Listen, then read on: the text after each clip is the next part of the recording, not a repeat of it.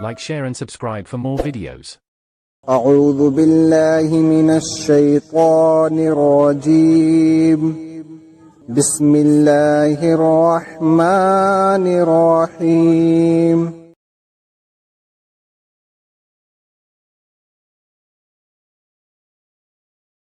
Narrated by Jabir bin Abdullah al-Ansari while talking about the period of pause in Revelation, reporting the speech of the Prophet while I was walking.